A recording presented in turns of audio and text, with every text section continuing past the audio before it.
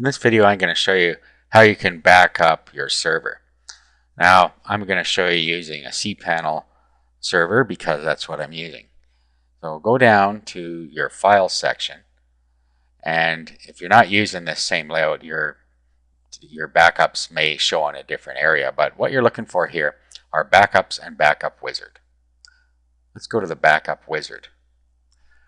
Now here you can do a backup of the home directory, SQL databases, email forwarders, and email filters.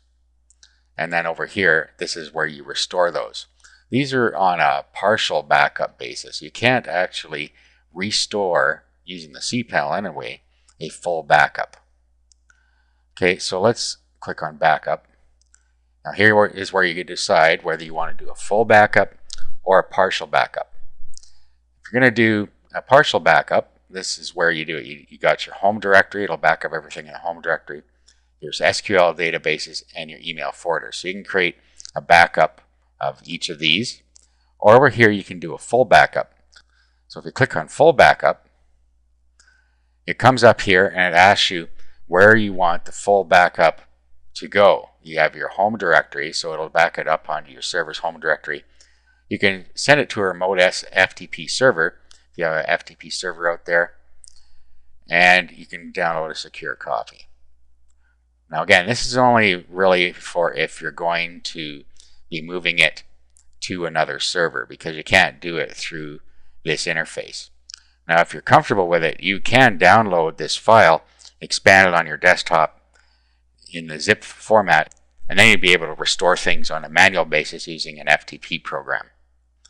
It's a little out of our scope here. So what we're going to do, we're going to go select a partial backup. So let's do home directory.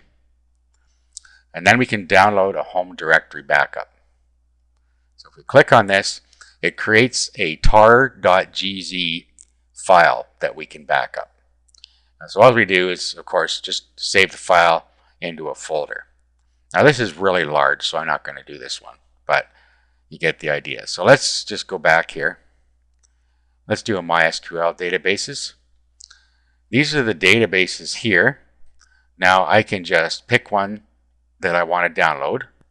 So let's assume I want to download this first one. So all I'll do is click on it, and then here it is in .gz format. Now what I can do is download it to my computer, to my desktop here, wherever I want. I have a backup folder I've already created, so I'll just save it here. And that's it. So I just go through and back up each of my databases that I wanted to back up. If you have email forwarders and filters, you can download those here. So that's how you can download a partial backup. Now, like I said, a full backup, it'll just create it in the root directory for you, in the home directory.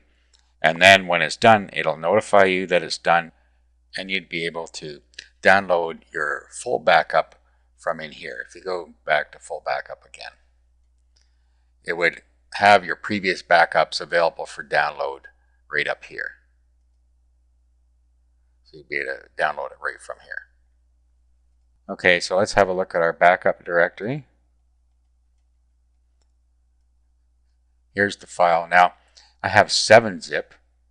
You can download 7-zip for free, and you can have a look at the archive. Okay, so here's what's inside there, and then if we open this, we can see the data that's in here. Okay, so we know that we have a good backup there.